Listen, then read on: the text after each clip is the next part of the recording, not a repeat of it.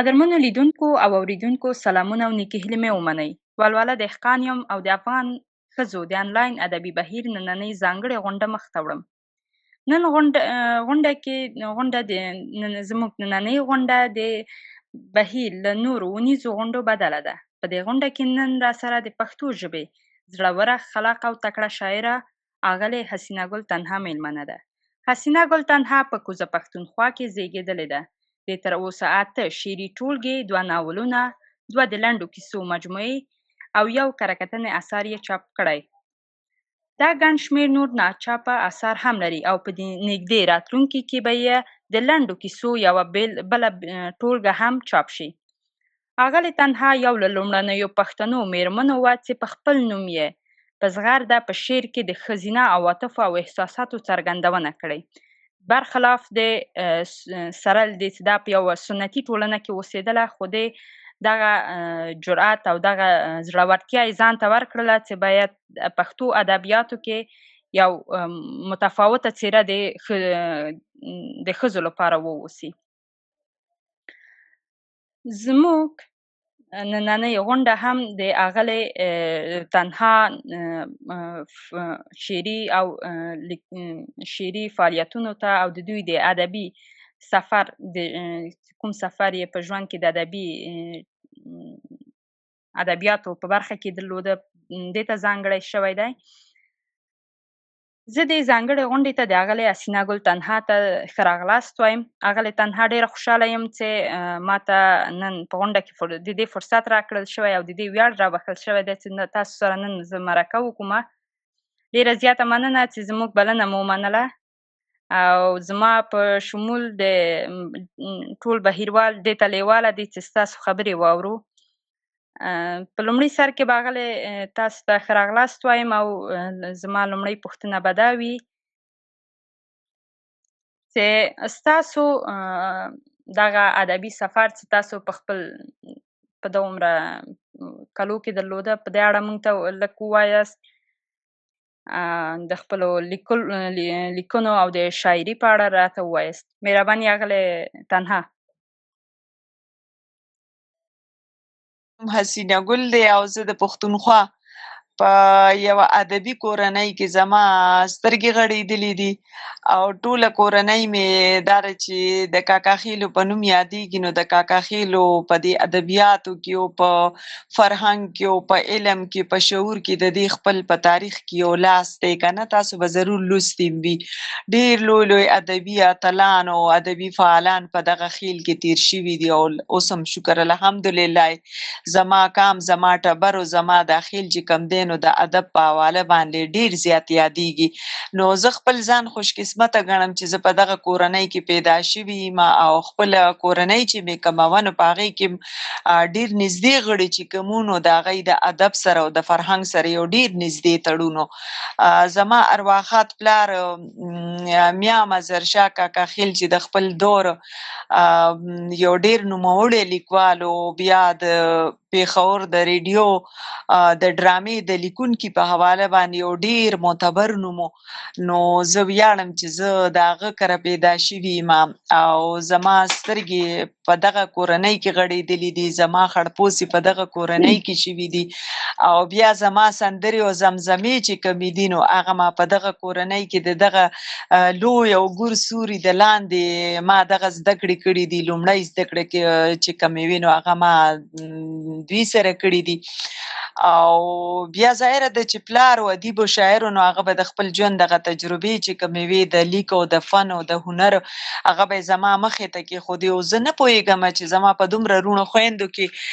یوازینی شاید چې دغه څیز هغه هم محسوس کړی و چې زما په اولاد کې دغه لور چې کومه ده نو هغه زما د فکر او زما د فن یو وارثه ده.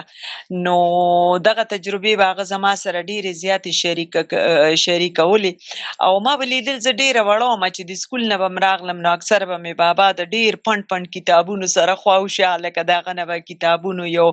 دنیا به چاپېره وه که نه نو ما به سوچ کولو چې کتابونه خو یوازې مونږ په مکتب کې وایو او زما دا بابا چې په کور کې ناست دی او دی چې دا هر وخت په کتاب باندې ټیټ وي نو آیا دی به کوم امتحان به ورکوي خو بیا ورو لکه ماته پته ولګېده چې بابا به همدغه د تاریخ او د ادبیاتو لوستنه به یې کوله او بس لکه خپله مطالعه به یې کوله نو په یو داسې کورنۍ کې چې زما لکه هغه ابتدایي تربیت شو نو خامخا به ما ډېرې زده کړې د دغه پلار نه کړې وي او نن شکر الحمدلله چې یو اوږد سفر دی د ژوند په دغه خپرونه کې به په هغې باندې خبرې کېږي نو تر دې دمه شکر الحمدلله دغه سفر په ستاسو په دعاګانو ستاسو په مینو او محبتونو باندې ډېر فعالیت سره را رسېدلی دی او بیا کله چې ما لیکل شروع کړو نو زه یو ښځینه ومه خو داسې احساسات او داسې جذبات چې هغه د شاعرانو یا بالخصوص د ښځینه شاعرې چې کوم احساسات او جذبات کېدی شي نو یو ویره غوندې وه چې یاره دا زه لیکم او دا به زه څنګه لیکم آیا د زما دا پلار چې ما سره دومره نږدې دی او ما سره ډېرې زیاتې خبرې کوي لکه د دوستانو آیا چې زما دغه لیکنې به دی برداشت کولی شي که به نشي برداشت کولی که نه خو د هغه یو داسې دوستانه تړون زما چې لکه دغه یره به د لږ وخت لپاره پیدا شو خو بیا به هغه خپله ختمه شوه نو بیا خو هم ټولنه وه د پلار خبره خو لکه خیر وه خو لکه د ټولې ټولنې فکر به ما کولو زما خپلوانو زما خیلو نو لکه هغه ټایم کې یا هغه دور کې د رسم و رواج هم ډېرې زیاتې سخت پابندۍ وي سخت بندیزونه او ټولنه ډېره زیاته یو قید غوندې وه که نه نو په هغې کې د خزینه جذباتو اظهار په شاعرۍ کې کولو نو ډیره زیاته ګرانه غونډه وه خو بیا هم ما د خپل پلار محترم نه مې د سین بیبي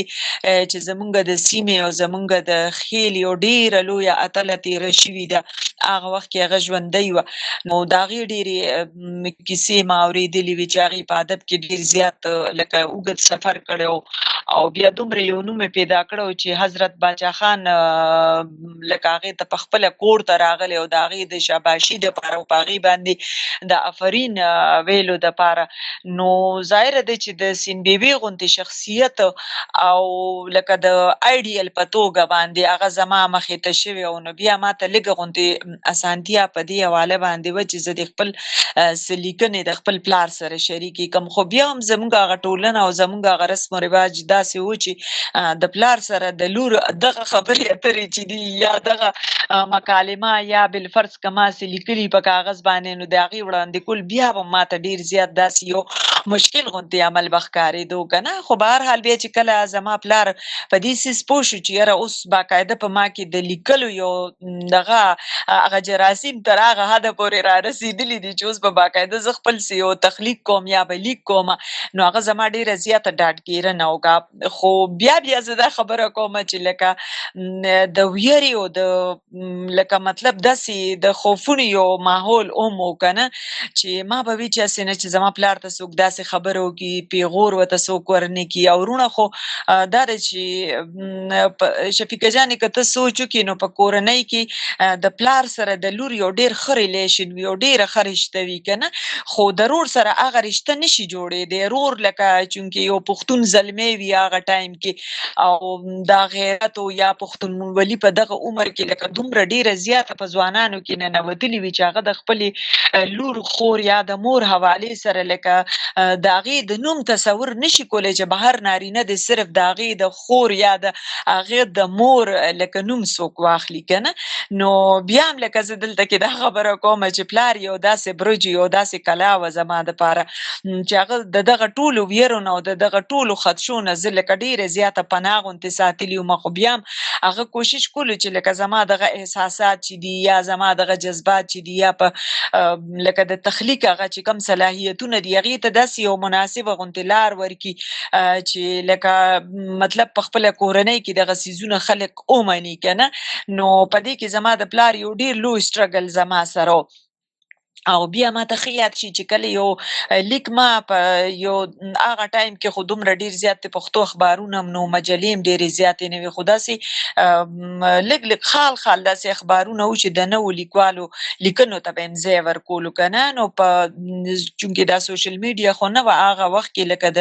خطو د کتابت یا د مکتوب چې تاسو ورته وایي نو د هغې یو ذریعه وه مونږ سره نو ما به په هغه ذریعه باندې خپلې لیکنې لکه هغه اخبار ته استولې که نه خو بیا هم لکه هغه بهر د ټولنې یو خوف په ما باندې دومره و چې ما په خپل نوم باندې هغه لیکنې نه چاپ کولې نو بیا ډېر وخت پس زما پلار ته بلکې زر زما پلار ته دا اندازه ولګېده چې په دغه اخبار کې زما لیکنې چاپ کېږي خو هغه د یو بل نوم سره چاپ کېږي نو پلار مې بیا ماته د حوصلې دپاره لکه ډېرې زیاتې خبرې وکړې او ماته ویې زه ستا په سر ولاړ یم او دا ستا څنګه هغه لکه تنده ستا ماتېږي چې خپل لیک ستا دی تخلیق ستا دی خواري ستا د مهنت ستا دی خو لکه ته د یو بل نوم سره ستا لیکنې په یو اخبار کې شایع کېږي نو دا لکه زما دپاره کم از کم دا قابل قبول نه دي او دا دی چې ته په خپل نوم باندې بچی لیکل کوه که نه نو زمونږ ډېرې شاعران ادیبان اوس هم لکه کلمي نومونه اختیاروي د خپل ادبي شخصیت د پیژندنې دپاره یا د هغې د پیژندګلوۍ دپاره خو نه ماته لکه دومره حوصله او دومره ډاډ په لاس باندې راغلو چې ما د خپل اصلي نوم سره د خپل حقیقي نوم سره خپلې لیکنې په خپلو دغه وخت کې چې کوم اخبارونه او رسالې وي یا مجلې وي په هغې کې زما اثار چاپ کېدل شروع شو نو بیا په دغه وخت کې لکه د ډېرو خلکو هغه دغه چې کوم ریاکشن یا هغه دغه چې کوم هغه به خامخا یو رد عمل به مخې ته راتلو نو اول زما په کورنۍ کې زما تره چې کوم زما یو کشر تره هغه وخت کې په کراچۍ کې و د کاروبار په سلسله کې هلته کې خو لکه دغه څیزونه دومره زر رسېدلي وو حالانکې سوشل میډیا نه وه خو دغه څیزونه به بیا هم رسېدل دغه خبرونه به رسېدله چې د فلاني لور خو نن په اخبار کې راغلي او نن د هغې نوم راغلی او نن د هغې څه لیک راغلی نو زه به بیا لږه په تشویش کې شوم ځکه چې ما به وی چې هسې نه چې خدا نخواسته زما د وجې زما د پلار ته څه مسله جوړه نه شي په کورنۍ کې که هغه د خپل ورور سره تعلقات خرابوي نو د دې په شا به همدغه لکه زه به یم که نه نو خو دا دی چې د پلار یو سپورټ و یو ډاډ و یو ډاډګیرنه وه هغه زما تر څنګ ولاړ و هغه وی بچې د هر څه بیا د وخت سره ټیک شي ته به خپل ځان خپل نوم خپل شخصیت او خپل لیکنې خپل صلاحیت دا ټول هر څه به ته اول په خپلو باندې منې په خپله ټولنه به یې منې نو دا دی چې بیا به ته وګورې بیا به همدغه خلک په راځي او تا ته به کیني ته به د دوی دپاره منډې ترړې وې ته به دومره تکړه شوي چې ته به د دوی دپاره خدمتونه کې نو ډېر وخت شفیقه جانې دا دی چې موږ سره د کورنۍ د ډېرو غړو تعلقات لکه ډېر زیات خراب وو خو بیا ورو لکه څنګه چې زما بابا خبره کړې وه چې دا به د وخت سره خپله سم شي نو هماغسې وشو چې لږ وخت پکې تېر شو نو بیا هغه خلکو په ما باندې هغه ډېر نږدې خپلوان چې وو نو په هغې کې ځینې داسې وو چې هغوی په ما باندې ډېر زیات ویاړ کولو او ډېر په ویاړ باندې به هغوی دا خبره کوله چې دا زمونږ ورېره ده او دا زمونږ خورزه دا زمونږ خپله ده ډیره زیاته بخښنه غواړم نو بس دغه هغه د ابتدایي ژوند او د دې سفر سره د تړون او د لیونتوب یوه کیسه وه چې ما خپلو اورېدونکو ته او تاسو ټولو مینوالو سره مې لکه شریکه کړه نو اوس که ته نورې پوښتنې زما نه لرې نو خامخا به تا سره د پوښتنو یو لیست په در سره پروت وي نو انشاءالله چې دغه خپرونه به ستا په نورو پوښتنو باندې مخ په وړاندې بوځو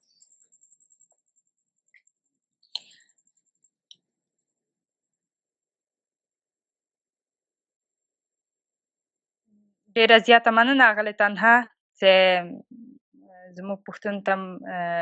ښکلي ځوابونه راکړل. لکه څنګه چې تاسو وویلې ستاسو د پلارجان سپورټ په دې لاره کې تاسو سره زښته زیات و. ستاسو په نظر د دغه ښځینه لیدلوری په پښتو شعر کې څنګه ارزوئ او څومره مزل پاتې چې ښځې لکه د تاسو غوندې وتوانېږي دغه زړورتیا خپله کړي او دغه عواطف او احساسات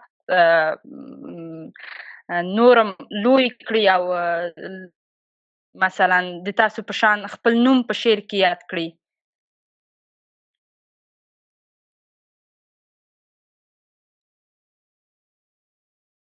دغه دی د دې دپاره لکه مطلب حالات ډیر زیات برابر دي. زه وایم مونږ چې کوم وخت تیر کړی دی، مونږ چې کومې سختې تیرې کړي دي او مونږ چې کوم سفر کړی دی په ازغو باندې په غنو باندې، نو اوس په ډیرو حوالو باندې په ډیرو کچو باندې حالات ډیر سازګار دي د نن دپاره. خو بیا هم مونږ که په اوسنو شرایطو باندې سوچ وکړو بیا د ګران وطن افغانستان او هلته کې چې دا کمې پیغلې دي، شاعرانې دي، ادیبانې دي یا لیکوالانې دي یا زموږ د ټولو پښتنه ټولنه ټوله زه یادوم عمومي په هغې کې لکه زموږ ډېر هغه قبایلي رسم و رواجونه دي او ډېر قبایلي پند دی که نه، نو په هغې کې اوس هم ښځینو ته ډېر زیات مشکلات دي او هغوی نشي کولی چې په دغسې حالاتو کې شاعري وکړي، رامخې ته شي. او بیا لکه څنګه چې تا ووایي چې ما په ډېر زړورتوب باندې د خپلو ښځینه جذباتو احساساتو اظهار په خپل شعر کې کړی دی، نو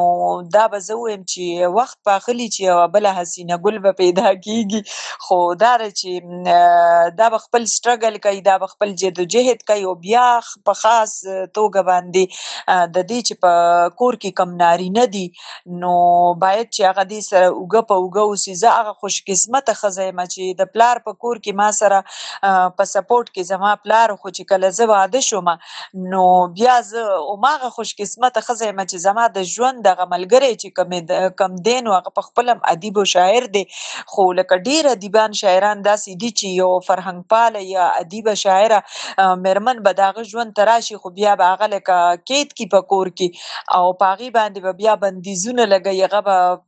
د قدغنونو سره ژوند تېروي. نو د هغې دننه چې کومه هغه شاعره ده، کومه فنکاره ده، کومه هنرمنده ده، کومې چې یو ډېر لوی سټرګل کړی دی، نو هغه به په دغه طریقه باندې د هغه نارینه خاوند یا د هغه نارینه میړه د لاسه به هغه مري که نه. مطلب لکه دننه د هغې چې کوم هغه شعر دی یا چې کومه شاعره ده نو هغې ته نقصان رسي. خو لکه زما خاوند چې کوم دی نو هغه لکه زما د بابا نه پس هغه ما سره لکه د سپورټ او د اوږې د ورکولو هغه سلسله او هغه سفر چې کوم دی نو ډېر زیات په مینه شروع کړی دی. نو د دې دپاره ټول پښتانه د لکه مطلب دا دی چې هغوی ته دا پکار دي چې د ده ډېره زیاته ستاینه وکړي، ځکه چې زما په شا یو داسې نارینه ولاړ دی که نه، نو اول د نارینهو سپورټ پکار دی دغه ښځینهو شاعرانو دپاره یا که د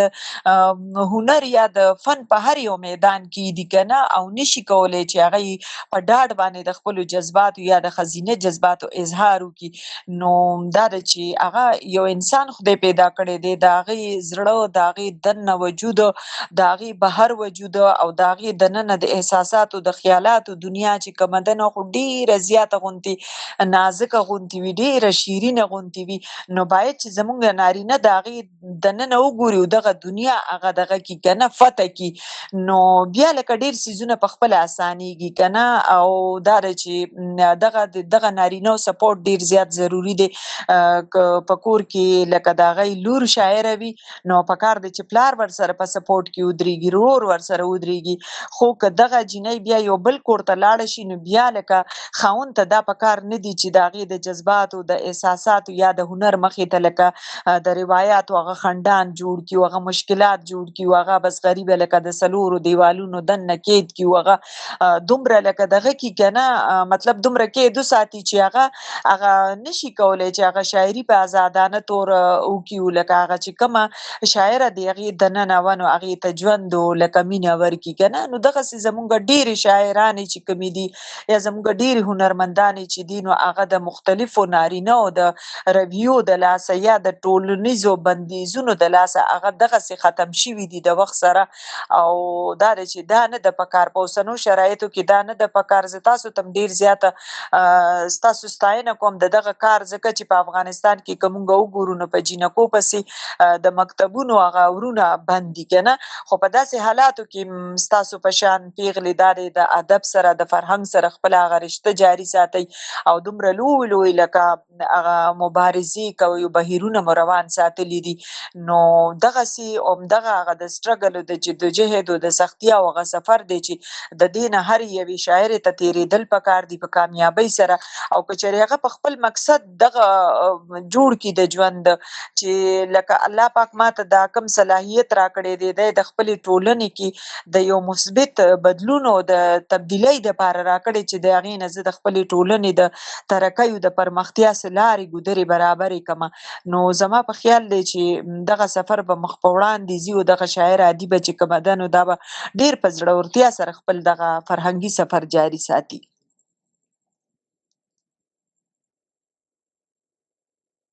ډیره زیاته مننه اغله تنها. راځم خپلې دویمې پوښتنې ته. لکه څنګه چې تاسو وویلې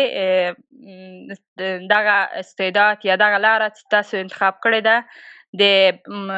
ټولنې د مثبت بدلون لپاره ده. ستاسو په نظر ادبیات د مبارزې لاره ده، سمه ده؟ آیا واقعا کولی شو د ادبیاتو په مرسته یا د ادبیاتو له اړخه په ټولنیز بدلون تاثیر لري؟ آیا په ټولنه کې کوم مثبت بدلون راوستلی شي؟ که نو ادب یا شاعري یا هر یو هنر چې کوم دی نو په هغې کې د امن او د مینې او د محبت یو پیغام وي که نه نو زما په خیال چې د ادب هغه پیغام چې د مینې وي او د سولې وي او د پرمختیا وي او د نوو ولولو وي نو د دې خو ټولنې ته څه نقصان خو نه رسي خو ګټه به رسي که نه خو په شرط د دې چې لکه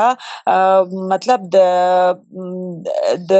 ادب دغه عمل چې کوم دی نو هغه مونږ په صحیح توګه د خپل ولس دپاره د خپلې ټولنې د پرمختیا دپاره په ډیر اخلاص او صداقت سره هغه مونږ استعمال کړو که نه په هغې کې مونږ د مصلحتونو ښکار نه شو په هغې کې مونږ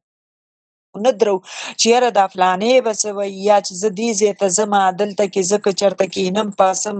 زه یوې غونډې ته ځمه یا یوې مشاعرې ته ځمه نو هلته کې به د خلکو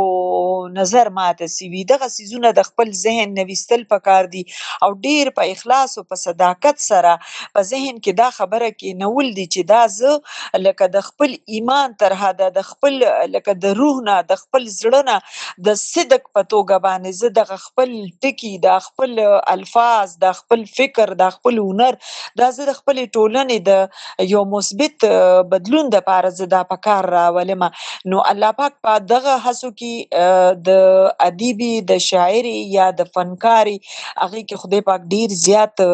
برکتونه اچوي او په ټولنه کې لکه مثبت بدلون ضرور مونږ وینو. ګوره ما تا سره د خپلو هغه مشکلاتو ذکر وکړو که نه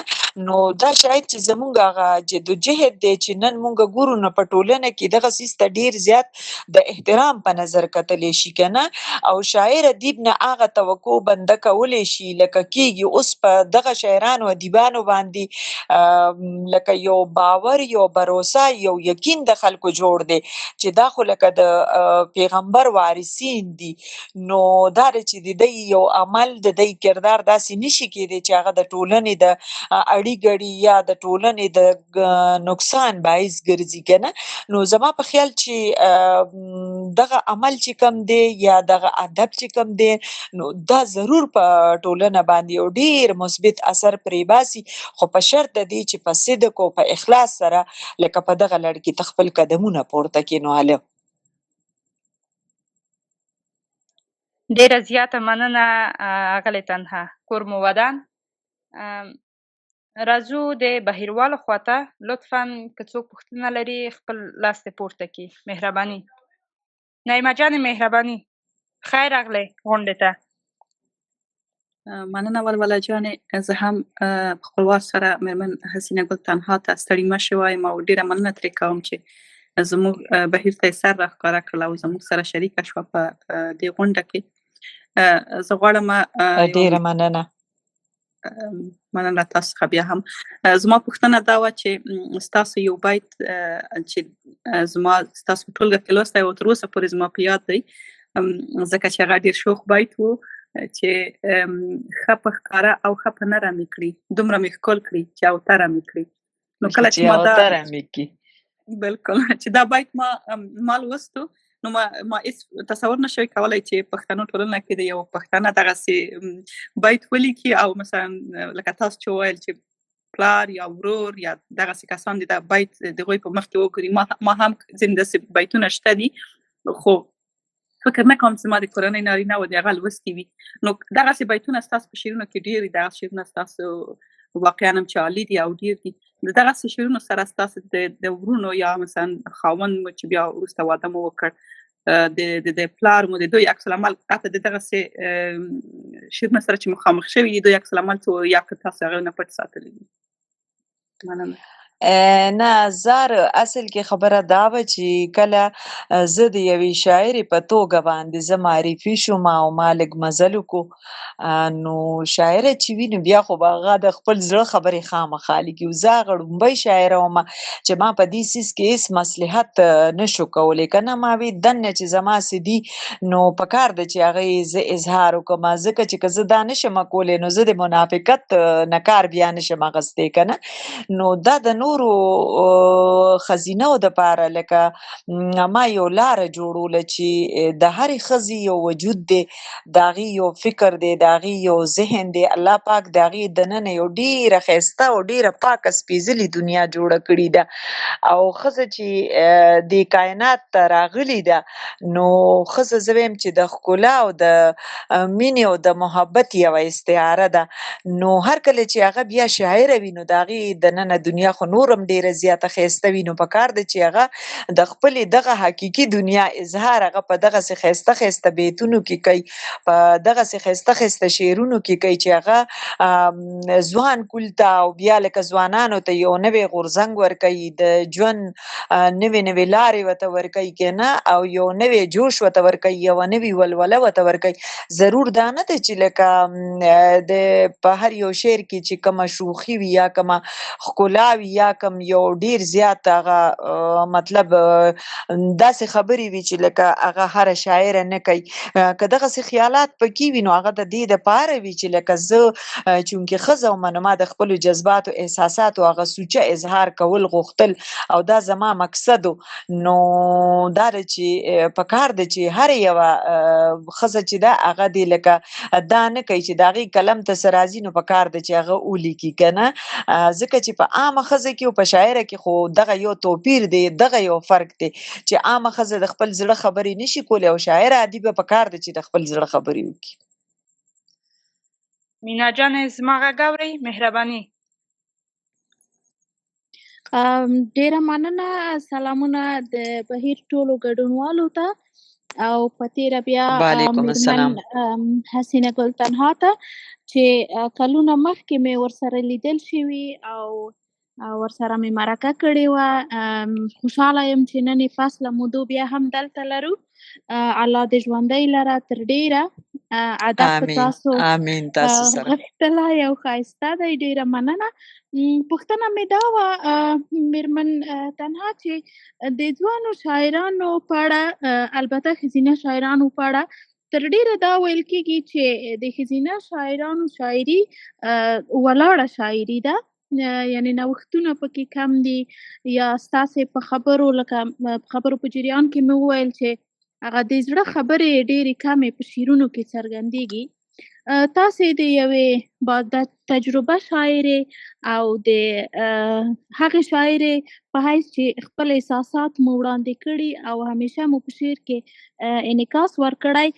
موږ ته مو مشوره څه ده چې څه باعث د دې کېږي چې په شعر کې نوښت راشي او شعر د دې ولاړ حالت نه ووځي؟ ډېره مننه.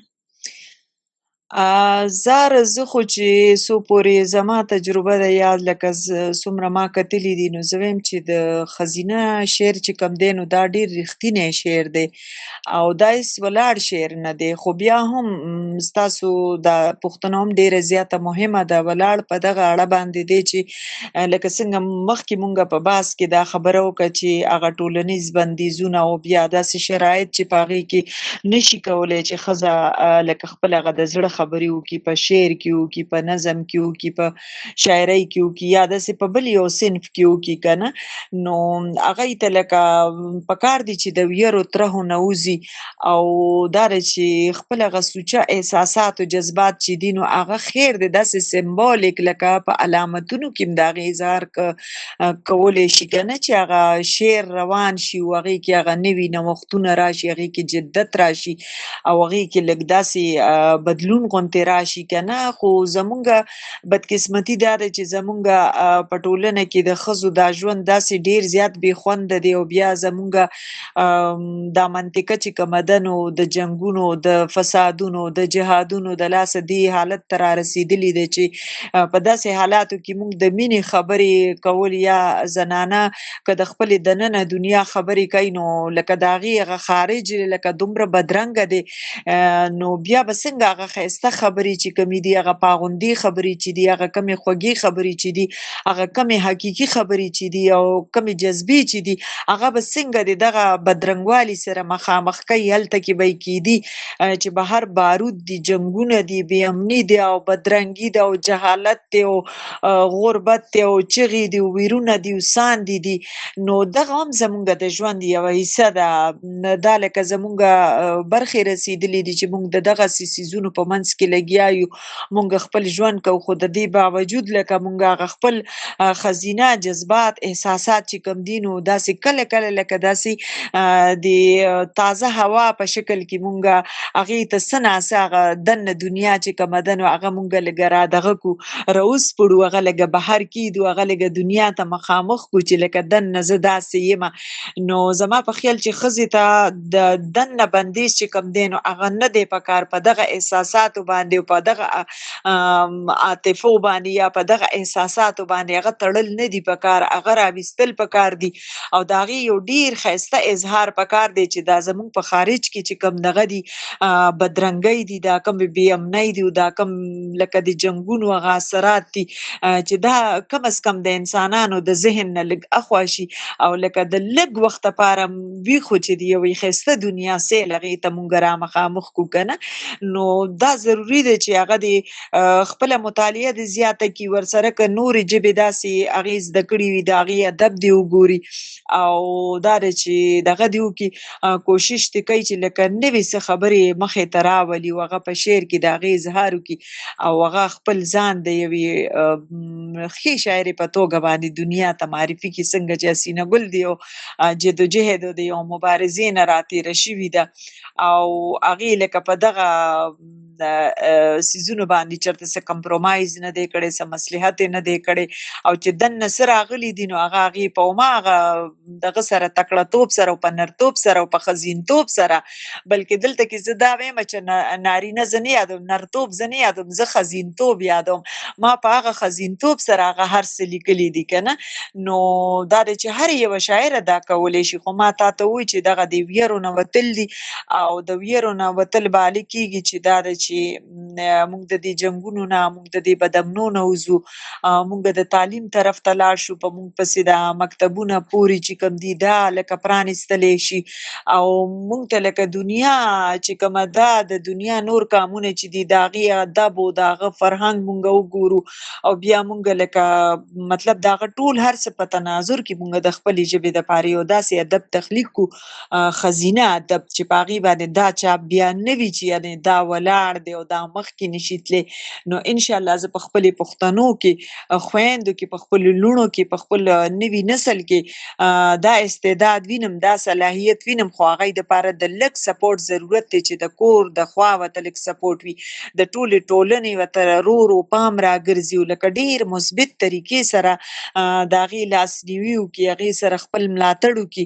نو انشاءالله چې دغه تاسو کومې تپوس وکړو یا دا کومې خبرې ستا په تپوس کې وي نو په دغه څیز باندې مونږ تر ډېره حده پورې بیا انشاءالله مطلب کابو موندی شو. مننه اغلې تنها اغلې کامران مهرباني په خیر راغلی غونډې ته. سلامونه د غونډې ټولو درنو ګډونوالو ته او همدارنګه تکړه شاعرې حسینه ګل تنها ته خدای دې وکړي چې ښه به وي او په خوښۍ سره به زموږ سره یو ځای شوي. اغلې تنها زه یوازې 2 پوښتنې له تاسو څخه لرم. لومړۍ پوښتنه مې دا ده چې څه ډول یې معلوموئ چې کومه موضوع د نثر لپاره ده او کومه د شعر لپاره؟ یعنې په کوم فورم کې ځان راحته احساسوئ، کیسه، ناول او که شعر کې؟ او همدارنګه بله پوښتنه مې دا ده چې که 3 مشورې نویو شاعرانو او لیکوالانو ته ورکوئ، هغه به څه وي؟ ډیره زیاته مننه ګلونو. بس زه خو چې د خپل زړه خبره درته وکړمه نو لکه د شاعرې په توګه باندې زه خلکو ډیره زیاته پیژندم په افغانستان کې. ما ډیر د اګاهونه لکه خپل یو پیژنګلو پیدا کړي وه او هلته کې مې ډیر زیات مینوال لرله. نو شعر کې به ډیره زیاته راحته وم او بیا په آزاد شعر کې چې آزاد شعر مې ډیر زیات لیکلی دی او ډیر خوند به یې راته راکولو، خو یو وخت لپاره بیا ورو چې کله زما نثر ته پام بدل شو، ما وی چې زه په نثر کې څه لیکنې وکړم نو په افسانه کې یا په لنډه کیسه کې هم لکه ماته یو ډیر زیات سکون به محسوسېدو چې ما به یو لنډه کیسه لیکله او د لنډې کیسې دپاره خپل لکه داسې خیالات وي او داسې کیسه وي او داسې مواد وي چې هغه لکه بنده بس هغه خدای پاک د کیسې دپاره پیدا کړي وي، د لنډې کیسې دپاره. زموږ په دغه ټولنه کې یا زموږ خواوشا داسې پیښې داسې کم واقعات مونږ وګورو نو چې مونږ ووایو چې د دې اظهار به لکه د شاعرۍ په نسبت په لنډه کیسه کې زیات ښه وشي، نو بیا هغه مونږ په لنډه کیسه کې لکه هر یو د لنډې کیسې لیکونکی چې کم دی نو هغه د خپل ځان دپاره د موادو د موضوعاتو انتخاب هغه په خپله کوي. هغه په دې باندې پوهیږي چې یاره کم دغه دي، کم څیزونه دي، کم مواد دي چې هغه به زه په شاعرۍ کې راوړم او کم څه دي چې هغه به زه په لنډه کیسه کې. او دغسې بیا د ناول خپله یو دنیا ده، یو لویه خېټه ده چې هغې دپاره د ډیرو زیاتو پیښو واقعاتو د ډیرو کردارونو د یو اوږدې کیسې نوم دی که نه ناول. نو لکه دا دی چې زه په شعر کې هم ما خپل ځان ډیر زیات راحت او ډیر آرام محسوس کړی دی. ډیر په ښه توګه باندې ما کوشش کړی دی چې خپل شعر ته لکه یو نوی والی ورکړم، څه نوي نوي خبرې پکې وکړم او دغسې بیا چې ما کومې لنډې کیسې لیکلي دي نو هغې هم راته ډیره مزه راکړې ده. او بیا د ناول یو تجربه چې کومه وه چې ما ووایي چې لکه زه ما سره یو پلاټ دی او یو کیسه ده او زه هغه د ناول کړمه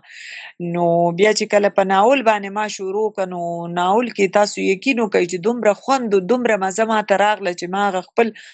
تخلیقي ټول توان چې کوم نو ما وی چې دا د زه دغه ناول ته ورکم او چې په څومره صدق او مخلصتیا سره زه هغه ناول ته کېناستم او هغه ما ډیر په خوارۍ او په ډیر مهنت سره ولیکل او هغه چې کله چاپ شو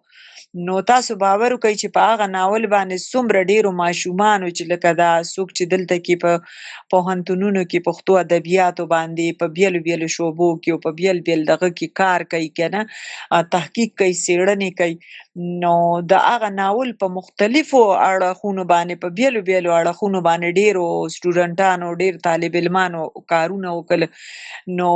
چې اوس هم ماته کله کله څوک وایي چې ملکه د هغه ناول نوم دی په هغې باندې د هغې کې دا موضوع ده او په دې موضوع باندې مونږ لکه دغه کوو انتخاب مو کړی دی او په دې باندې کار کوو. نو لکه زه دا فکر کوم چې یاره دا چې زه څومره په اخلاص سره دغه ناول ته ناسته وم او دا ما لیکلو نو هغه محنت ظاهره ده چې لوستونکي چې کوم ښه لوستونکي وي او په ډېر اخلاص سره یې ولولي که نه او هغه د هغه لیکونکي په دغه پوه شي په محنت باندې هم پوه شي او هغه په دې پوه شي چې یاره دا چې لیکلی دی او د دې نه زما زړه نه کېږي چې زه دا پوره وګورم او دا زه بیا بیا وګورم نو د یو لیکوال هغه د لیک هغه حق ادا کړی وي نو ځکه دا خبره دې حد پورې را رسېدلې وي. نو دا دی چې مواد د لیک دپاره بیل بیل وي، هغه د شعر دپاره بیل وي او د لنډې کیسې دپاره بیل وي او د دغه دپاره د اوږدې کیسې یعنې د ناول دپاره بیل وي. نو دا دی چې دغه دی زه به نوي لیکوالانې چې زمونږ دي او خاص توګه باندې په ځانګړي توګه باندې زمونږ دا ښځینه لیکوالې چې کومې دي نو په افغانستان کې چې زه ګورم نو زیات کار شوی دی زیات پښتو ناولونه لکه وږمه صبا عامر چې کومه ده نو ډېر زیات ناولونه هغې لیکلي دي او دغسې افسانوي ادب ته هغې ډېر لکه بخانې کړي دغسې پروین ملال ده کبرا مظهري ده او ډېر داسې نور نومونه دي چې که زه وانه لیمه نو زما نه دې خفه نه شي خو لکه بېتحاشه ډېر زیات کار په تخلیقي ادب کې د ناول په میدان کې د لنډې کیسې په میدان کې تاسو ډېر زیات کار کړی دی که نه نو دا دی چې زه به دغه نوو لیکوالو ته چې دا وخت په بهیر کې مونږ سره دي او انشاءالله چې نورې به م راځي او دې بهیر کې به وي نو هغوی ته زه دغه ویم چې بس ډېرې مینې سره چې تاسو سم لیکئ د مینې سره یې لیکئ مینه ورسره کوئ او کوم کار چې په مینه وشي نو هغه ډېر برکتي وي مننه اغلې تنها اوس شبانه جان مهرباني پخیر راغلی غونډې ته سلامونه ټولو ته هیله ده ټولې جوړې اوسئ په ځانګړې توګه میرمن تنها ته ښه راغلاست وایم خوشحاله یم چې له دې سره نن مخاطب یم زه پوښتنه لرم ډېره زیاته مننه تاسو مخکې وویل که نه چې تاسې له لومړي نه په ادب په برخه کې د یو نارینه ملتیا در سره وه اول د پلار وروسته د میړه نو که چېرته له یوې ښځینه شاعر یا لیکوالې سره د کوم نارینه ملتیا نه وي او دوی غواړي هم چې پرمختګ وکړي په هره برخه کې چې وي یا د ادب برخه کې وي یا کومه بله برخه کې وي نو ستاسې په اند دوی به پرمختګ ونه شي کړلی او یو څه خنډونه شته دا زه هم منم او که دوی ته مو سپارښتنه چې شی ده تاسې څه ورته سپارښتنه کوئ د یوې ادیبې په حیث باندې چې دوی څه باید وکړي تر څو د خپلو هیلو ته ورسیږي ضرور کولی شي ولې نشي کولی د نارینه نه بغیر هم خپل محنت کولی شي او دا ده چې خپل ځان کې دومره توانایي او دومره تکړهتوب پکار دی چې هغه د ټولنې د پوښتنو جواب بیا ولري او دا ده چې هغه ډیر زیات محنت وکړي که نه نو داسې خبره نشته دی چې کوم د نارینه نه بغیر دا سفر نشي کېدی شي بالکل خو کله چې مونږ دا سفر شروع کولو یا مونږ چې پیل کولو نو هغه وخت کې لکه د دې ضرورت و چې یو نارینه به ستا په سپورټ کې ستا په ملتیا کې وي نو البته دا دومره بیا دغه کې تګ به ته کولی شي که نه نو نسبتا اسان شو ماته ځکه چې که زما نه به چا تپوس کولی یا ما پسې به چا خبره کوله نو زما پلار به جواب ورکولو او اوس خو خیر هغه دور نه دی چې زه بیا واده شوي یم او بیا داسې څه خبرې اترې نه وي بلکې زه چې دلته کې رالم نو خلکو ډیر زیات په عزت سره او بلکې ډیر په ویاړ سره او ډیر په احترام سره به لکه زما د کورنۍ هغه احترام دې سره نورم سیوا شو چې کله زه ورته رالم که نه نو داسې خبره نشته چې ګنې نارینه به دغه کوي خو د نارینه و مرسته ضروري هم ده ځکه چې ته به په کور کې نو که چېرته هغه بهر وځي او داسې د چا د لاسه یا د چا د خولې نه داسې څه خبره وي نو باید چې هغه ډېر یو مناسب جواب د هغې دپاره ورکړي که نه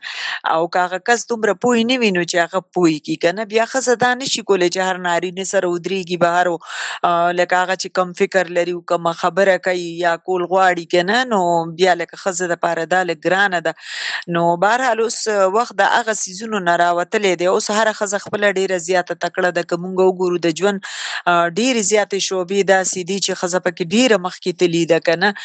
یوازې سفرونه کوي تر لرې لرې پورې ځي تعلیمونه یې وکړو او زده کړې یې وکړي او په ډېرو لویو لویو منصبونو باندې پاتې شوي زمونږ په پارلمان کې پاتې شوي سیاستدانانې شوي ساینسدانانې شوي او دا ده چې پایلټانې شوي د ژوند داسې ډېرې شعبې وي چې په هغې کې به د ښځو هغه ګډون پخوا نه شو کېدی که نه خو اوس پکې ښځې هغه خپل برخه پکې شاملوي خپلې برخې پکې اچوي خپل هغه شرکت پکې کوي خپل وجود په هغې کې شاملوي ګډوي پکې نو زما په خیال چې د نن ښځه یا د نن مېرمن زما پیغلې چې کومې دي نو دا ډېرې زیاتې تکړه دي دی دپاره لکه په خپل سر باندې لکه دغه سفر په ډېر کامیابۍ سره او په ډېر محنت سره دی په خپله آغاز هم کولی شي او دغه خپل سفر جاري هم ساتلی شي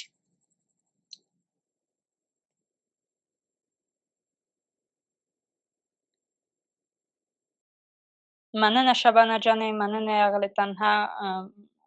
اغلې مهرتاج مهرباني تاسې خپله پوښتنه وکړئ. ښه راغلاست غونډې ته.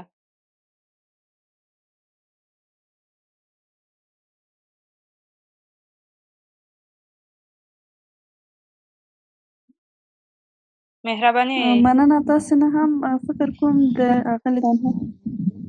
شریکه پاتې سلامونه او احترامات ټولو ته. وی حسینه ګل وی کله څه نوی سوال خو کوه، ستا خو دا ټولې تقاضي سړي شوي دي. نو یو څه ناڅه پوښتنې چې کومې ما ځان سره درلودلې قدرمنو پیغلو مطرح کړلې، ځوابونه مې ترلاسه کړل او تکرار خوند هم نه کوي، خو یو څه چې زه زما توجه راواړوله هغه دا وه چې تر سندرو او زمزمو وه. زمونږه نارینه شاعران چې دي دوی اکثره زمزمې کوي، شعر سندره کوي، مطلب په غونډو کې خپلو مجالسو کې چې دی شاعرانه ادبي غونډو کې دوی شعرونه زمزمه کوي خپل. اما توجه چې دلته حسینه ګل زما راواړوله دې وې چې یعنې کله ما لکه سندرې خپل شعرونه وویلي، خپل شعرونه مې زمزمه کړي دي، نو ما وی چې هغه ستاسو به څومره خوندور دور و، ګرچې یعنې باید ډېر پرمختګ شوی وی، اوس جینکو لا لکه جرأت ښودلی وی. دا جدا خبره ده چې زموږ د افغانستان د دې پر ځای متاسفانه چې پرمختګ وکړي په شا باندې روان دی، خو بیا هم د شکر ځای دی چې دغه شانته بهیرونه لرو. خو ما سره سوال دا پیدا شو د حسینه ګل څخه چې ډېری کله د شاعر شعر سره هغه څوک چې ډیکلومه کوي یا شعر یا زمزمه کوي یا سندره کوي یا ناانصافي کوي، لکه په کوم احساس چې هغې لیکلی وي، څه رقم چې هغه غواړي هغه شانته یو ډیکلوماتور یا سندرغاړی هغه څوک چې زمزمه کوي انصاف نشي کولی. نو د دې په هکله باندې څه نظر لري او جینکۍ ولې نه غواړي یا نشي کولی چې په خپله دغه خپل شعر زمزمه کړي کله، ځکه دغه شعر یو نوع د خپلو احساساتو برسېره کول دي یا د تجاربو، نو دا د درون غږ دی د شاعر. نو دا چې په هغه خپل د درون غږ په خپل غږ باندې څنګه چې غواړي دی لیکلی وي یا څنګه چې غواړي دا یې وړاندې کړي، ولې نه زمزمه کوي؟ ګلونو دا ډیر زیات ښه تپوس ته وکړو. اصل کې خبره دا ده چې پښتني شاعرانې چې کومې وي، زه په خپل تاته یو تجربه د خپلې تجربې نه چې زه وځمه، نو هره شاعره به زما دې خبرې سره اتفاق وکړي. کله چې مونږ یو شعر لیکو نو هغه بالکل یو کمپوز کړی د یو ساز سره، د یو سازونو د ترتیب سره، د یو ترنم د یو ریدم سره هغه ستانه بهر روزي، هغه مونږ ځان سره رو رو زمزمه کوو، نو بیا یې لیکو که نه. یو زمزمه کړی شعر زمونږ نه هغه روزي. نو ډومبې زمزمه خو چې کومه ده نو شاعر تخلیقکار هغه په خپله هغه زمزمه کې هغه ټکي لیکي. زمزمه اول پیدا کېږي او هغه ټکي هغه وروسته بیا هغه راوړلي وي که نه.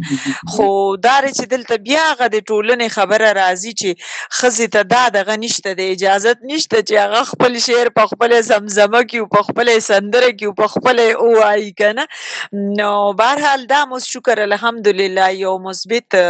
آغاز شوی دی. زموږ دلته کې ډېرې جینکۍ داسې دي شاعرانې نوي چې ما په خپله په مشاعرو کې واورېدل. اردو کې البته ډېر وخت نه زه به د اردو په محفلونو کې کېناستمه، د اردو شعر و شاعرۍ په محفلونو کې او د اردو د شاعرانو نه به شعرونه اورېدل. نو هره درېیمه یا هره دویمه چې به وه ښځه، نو هغې هغې به خپل شعر زمزمه کولو په ترنم کې به هغې په سټیج باندې خپل شعر وي، نو ما ته به ډېر زیات ښه لګېدو. ما به وی چې کاش چې پښتنې هم داسې شي چې هغې خپل شعر په ترنم کې لکه زمزمه کولی شي. بیا خدای پاک زما د ارمان پوره کو، نو دا دی چې یو 2 شاعرانې شته دي، یو نازیه دراني ده چې ډېر زیات ښایسته اواز ورته الله پاک ورکړی دی، او یو زمونږ بل هم یو شاعره ده، مشره شاعره ده، اوس یې رانه نوم لږ غوندې خوا کېږي، د ساجده مقبول تنها، د هغې ډېر زیات ښایسته اواز دی، خپل نعتونه، خپل حمد او خپل غزل یې هغې ډېر زیات په ترنم کې کله کله داسې یو وایس ریکارډ کې ما ته راولېږي که نه. نو دا دی چې په ډېرو محفلونو کې خو خیر لکه اوس هم شاعرانې نشي ویلی چې لکه ترنم سره خپل کلام وړاندې کړي، خو بیا هم آغاز شوی دی، انشاءالله هغه ورځ لرې نه ده چې که خیر وي مونږ به هره شاعره په ترنم سره اورو، او دا دی چې هغه به خپل هغه محفل به سندریز کوي په کوم کې چې هغه د خپل شعر اورونه کوي، نو هغه به انشاءالله په ترنم کې کوي. دا زه زیری تاسو ته در کوم چې د دې سیز آغاز پیل شوی دی. دلته په پښتونخوا کې ډېرې شاعران شته دي، لکه د څه خو ما نومونه هم واخیستل خو څه مې اوس د ذهن نه نومونه خوا کېږي، نو دا په کار ده، ځکه چې تاسو څنګه خبره وکړه چې نارینه بیا هغسې مطلب لکه نشي کولی چې په کوم ریدم سره دا د خپل شعر هغه موسیقي جوړول غواړي یا ترنم جوړول غواړي یا هغه لکه زمزمه کول غواړي، نو په هغسې طریقې سره یې نارینه نشي کولی که نه. دلته کې م هغه د جذباتو د ښځینه احساساتو د جذباتو لکه هغه دغه دی چې اظهار خو دې کړی دی، خو لکه سړی به څنګه بیا هغه د ښځې هغه ښځینه جذباتو ته به څنګه هغه د اظهار یوه لاره ورکوي، هغه ترنم به ورته څنګه جوړوي، هغه زمزمه به یې څنګه جوړوي. نو دا په کار دی چې لکه زمونږ شاعرانې چې کومې دي الله پاک هغوی ته دغه خاصیت هم ورکړی دی، د ډېرو شاعرانو ډېر ښکلي ښکلي اوازونه دي. دغسې په سوات کې زمونږ یو نیلم آرزو ده که نه جینۍ، نو هغه ډېره زیاته دی، هغې ډېر زیات خوږ غږ دی. اوس د اختر کې ما ته خپله یوه زمزمه راستولې وه، ما ورنه ډېر زیات خوند اخیستو، کله کله چې به زه یوازې وم نو ما به د هغې هغه زمزمه اورېده. نو په کار ده چې شاعرانې خپل شعر په خپله زمزمه کړي او په ترنم سره یې په محفلونو کې او دغسې د مشاعرو په دغه کې واورئ که نه، ځکه چې که مونږ دا خبره کوو چې یوه ښځه د سړي نه په یو صلاحیت کې هم کمه نه ده، نو په کار دی چې د دغه سیالي مونږ وکړو او مونږ خپل ځان د نارینهو نه په دې سلسله کې ډېر مخ په وړاندې بوځو. مننه کوم. ډېره زیاته مننه. ګلالۍ جانې مهرباني، خیر راغلی. او ډیره مننه. زه تاسو خپل ټولو ملګرو ته بهیروالو ته ستړي مشي وایم، لیدونکو اوریدونکو ته هم همداسې، او په خاصه توګه قدرمنې حسینه ګل تنها ته ښه راغلاست وایم. ډیره خوشحاله یم چې نن موږ سره په دغه نننۍ غونډه کې ګډون لري. مننه هم ترې کوم چې زموږ د بهیروالو بلنه یې منلې وه او دلته یې زموږ د نننۍ غونډه ډیره ښکلې، ګټوره او خوندوره کړې ده. زما ستاسې دا خبرې ډېرې یعنې خوښې شولې. د زده کړې دپاره پکې ډېر څه پراته دي او زما پوښتنې خو ډېرې وشوې او ټولې پوښتنې ډېرې په ځای او ښې پوښتنې وې، نو او ځوابونه هم همدومره خوندور او ګټور وو. بیا هم مننه کوم. یوه پوښتنه چې ما په خپله ستاسې شاعرۍ ته لاسرسی نه درلود، کنې دا به ما سره پوښتنه هم نه وی، د یوې شاعرې په حیث تاسو په خپله شاعرۍ کې کوم ډول پیغامونو باندې ډېر تمرکز کړی دی؟ یعنې کومو موضوعاتو ته مو ډېره پاملرنه کړې، او که دا داسې خبره ده چې دا یو فطري خبره ده، یعنې په هغه وخت کې مو چې کوم احساس لره، کوم فکر لره، هغې ته مو په شاعرۍ کې ځای ورکړی دی. هیله لرم چې زما پوښتنه درته څرګنده وي. ډیره زیاته مننه، ډیره زیاته مننه. نو لکه خبره داسې ده چې څو پورې چې د شعر تعلق دی، نو شعر زه وایم چې د شاعر خپل یو دغه وي کنه، یو کیفیت وي، نو هغه باید چې څنګه وي هغسې دغه کي. خو دا ده چې په نثر کې بیا ما لکه کوشش دا کړی دی چې زمونږ په ټولنه کې چې د ښځو دا کم دغه دی، کم صورتحال دی، د دې کومه بدتري ده، او دا ده چې لکه د حقوقو نه ناخبره دي، د هغوی حقوق چې کم دی نو هغه لکه د خپو د لاندې کېږي، او بیا ډېرې د محکومتیا او د محرومتیا لکه ژوندونه تېروي په کورونو کې. او دا ده چې ما لیدلي دي چې په دې ټولنه کې دوه قسمه خلک دی که نه. یو خو هغه دی چې ښځه چې کومه ده نو هغه لکه د خپو هغه پیزار لکه دغه یو حیثیت یې ورته ورکړی چې دا خو به سړی انسان هم نه دی، دا بس د خپو د پیزار یو حیثیت په دې کور کې لري، او بس لکه د هغې نه څه هغه انساني حقونه وي هغه نه په ځای کېږي، نه د هغې څه غږ وي، نه د هغې څه خواهش وي، نه د هغې څه ارمان وي چې هغه پوره شي که نه. خو بس هسې هغه د ژوند او د زندګۍ هغه ورځ او وختونه تېروي. بلکې بل طرف ته بیا یو داسې طبقه شته دی چې هغې کې لکه ښځه چې کومه ده نو د ډیکوریشن پیس په توګه باندې بس په شوکیسونو کې دننه ساتلی شي، لکه بس دا یو ښایسته ډیکوریشن پیس دی. نو زه وایم چې دا دواړه درجې چې دي نو دا انساني درجې نه دي که نه. د ښځې خپل یو رول دی، خپل یو کردار دی د ټولنې دپاره، او پکار دی چې هغه خپل رول ته خپل کردار ته لکه هر یو نارینه هغې ته لکه موقع ورکړي چې هغه پرېږدي او هغه د هغې لکه اظهار وکړي که نه. نو لکه بیا ما همدغه مسایل چې کوم دي په ټولنه کې چې مې کومې ښځې کتلي دي او هغوی سره چې کوم واقعات او کومې پیښې شوي دي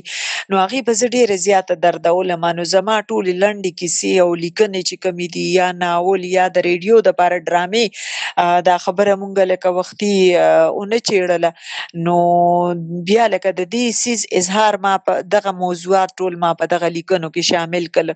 نو لکه زه ډېره زیاته مطمئنه بم ومه، ځکه چې ما به وي چې په ټولنه کې ما داسې یو پیښه ولیدله، یو داسې تصویر ما ولیدلو چې هغه باید چې زه هغه دغه کړمه ټولې دنیا ته زه ښکاره کړمه. نو هغه ما کولی شو چې هغه ما په لنډه کیسه کې هم زه ما هغه تصویرونه وړاندې کړي دي. دغسې ما په ډرامه کې که هغه د ټي وي ډرامه وه که هغه د ریډیو ډرامه وه په هغې کې ما هغه تصویرونه اچولي دي، هغه مې انځور کړي دي. دغسې په شاعرۍ کې ما د هغې ذکر کړی دی. شاعري داسې نه ده چې یوازې د خپلو اندروني دنیا لکه هغه به ته د هغې اظهار به ته صرف د خپل وجود اظهار به کې، د خپل ذات اظهار به کې، د خپلې خوښې ناخوښې اظهار به کې، د خپلې مینې او د خپل محبت اظهار به کې. نه، نن شاعري چې کومه ده په یو داسې ځای ته راغلي دی چې هغه هم د ټولنې چې کوم دردونه دي، کوم څړیکې دي، کوم زخمونه دي، نو په شاعرۍ کې د هغې اظهار راغلی دی. او دغه ژوندی شاعري دی چې مونږ لکه هغه خارج په خپل دغه شاعرۍ کې لکه شامل کړی دی. نو دا دی چې زیاتر زما د ښځو سره چې کوم موضوعات دي، د هغوی د کورني ژوند، د هغوی د ټولنیز ژوند، نو دغسې موادو ته یا دغسې موضوعاتو ته ما په خپلو لیکنو کې ځای ورکړی دی.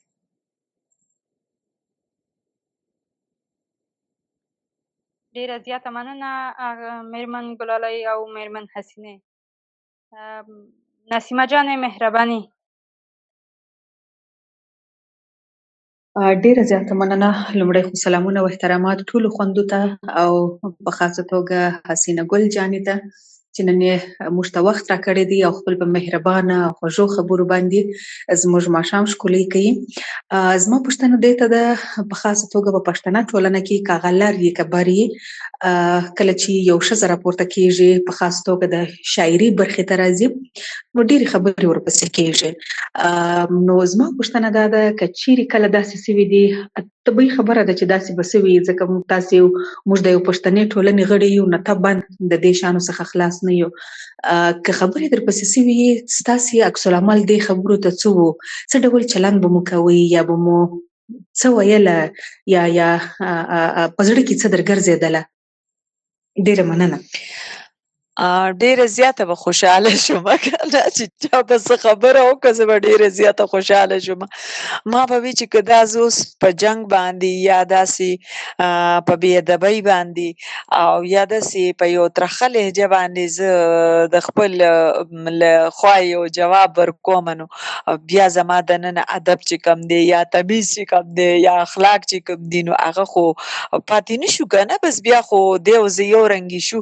نو خبرې ډېرې زیاتې شوي دي بلکې تر دې حده پورې خبرې شوي دي چې دا خدای خبر چې په دې شعر کې کم یاران لکه یادی او خدای خبر چې د چا سره یارانی دي او د هغې خبرې کوي په شاعرۍ کې کنه نو لکه دا به ډېرې زیاتې ما ته به ډېره زیاته خندا غوندې راغله کنه خو بیا ما تاسو ته په شروع کې دا خبره وکړه چې ډېرې خبرې به داسې وي چې هغه به بهر په ټولنه کې چې به داسې لږ هغه یې به سر راپورته کولو داسې څه خبره به زما د بابا غوږ ته لاړه نو هغه به یې دغه وکړو خو که چېرې زه به داسې ښځینه ټولي ته لاړم یا به ودونو ته لاړمه سر کې خو به بیا زما مور لږ د زړو خیالاتو وه نو چې کله زما دا سفر جوړ شو بیا دغسې دا خبرې اترې کېدې نو زما مور به وي چې زما نه خو دې پوزه پرېږده زه خو چېرته کې چا سره د ناستې دې پرې نه ښودم زه خو چېرته غم ته نشم تللی زه ښادۍ ته نشم تللی پلار به مې ورته غوسه شو چې ډېر په ویاړ باندې زه په غم تم زه او ښادۍ تم زه چې څوک دې د لور خبره وکړي په ډېره خوشحالۍ ورسره کېنوتې بچې دا رې تا لور نه ده دا زما لور ده دا یو مقام ته رسېدلي ده ځکه په دې پسې دا خبرې کېږي که نه په ستا لور چې یو عامه ښځه ده په هغې پسې دې داسې خبرې وشي نو دا ده چې بیا لکه زما مور ورو ورو په دې څیز باندې پوه شوه چې لکه دا خو به خامخا خبرې اترې به کېږي او دا ده چې کم خولې ته به مونږ برغولی جوړو یو وخت به داسې راځي چې بیا به انشاءالله دغه خلک زما د لور به ډېر زیات صفتونه کوي زما لور به د کتابونو مېرمن شوي وي هغې به کتابونه لیکلي وي بیا به دغه خلک راځي د هغې د کتابونو تپوسونه به کوي نو دا دی چې مونږ د طرفه به یو ډېره ښه نرمۍ سره او په یو ډېر شانداره طریقې سره به مونږ لکه د هغه خلکو جواب به مونږ ورکولو نو هغه خلک به بیا دومره متاثره شو چې هغه به هغه خپل پوښتنه چې کومه وه یا هغه کومه خبره چې به وه هغه به یې په ځای پرېښوده بیا به وي چې او که نه وایي دا وګوره نه دا خو زه نه ویم دا خو هغه بلې ښځې دا خبره کولې یا هغه بل کس دا خبره کوله ځکه ما تاسو ته دا خبره وکړه نو معاشره کې او په ټولنه کې دغسې بیا لکه کېږي که نه دغسې خبرې ګردش کوي او چا به ورته یو معنی ورکوله چا به ورته بله معنی ورکوله خو بهرحال په دغسې حالاتو کې په دغسې کیسو کتارو کې ما خپل سفر ودرولی نه دی او دا مې پلار هغه یو نصیحت و چې بچې په یو دور کې به هم په یو سخته کې به هم ته خپل دغه سفر به نه ودرې بلکې زه تاسو ته یو ډېره ترخه غوندې خبره دې پورې وکړمه چې زما د 25 کالو ورور ځوان زلمی هغه په خپل کلي کې په خپل دوکان کې چا ظالم وژلی و که نه او دا دی چې څومره غټ غم و د کورنۍ دپاره یو داسې غم و چې زموږ د کورنۍ ملا تیر مات شوی و که نه ځکه چې هغه د ګټې وټې او هغه ډېر زده کړې کړي وي او لکه یو دغه ته رسېدلی یو مقام ته رسېدلی او بیا د هغه یو داسې ناترسه ظالم هغه لکه ووژلو بې ګناه بې خطا بې د دشمنۍ بې د تربګینۍ که نه نو ته ګوره چې زما د خپل هغه مقصد سره او هغه خپل هغه چې کوم کار دی هغې سره د مینې او د لیونتوب د جنون ته ګوره چې د هغه ورور د وژنې په 15مه ورځ ما د قطر سفر وکړو چې هلته کې زما دپاره یو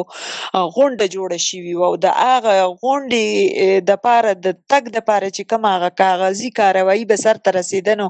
په هغې کې ما سره هماغه ورور مې شامل و په منډو ترړو کې کله به پېښور ته تلو کله به چېرته تلو کله به چېرته تلو نو دا درته د دې پورې مې ووایي چې لکه خپل سفر او خپل مقصد په یو حالت کې هم دا ودرول نه دي په کار که نه نو ځکه به په ټولنه کې او په معاشره کې به لکه ستا یو عزت هم جوړېږي او یو دغه به هم دې جوړېږي یو کامیابي به هم تا ته ترلاسه کېږي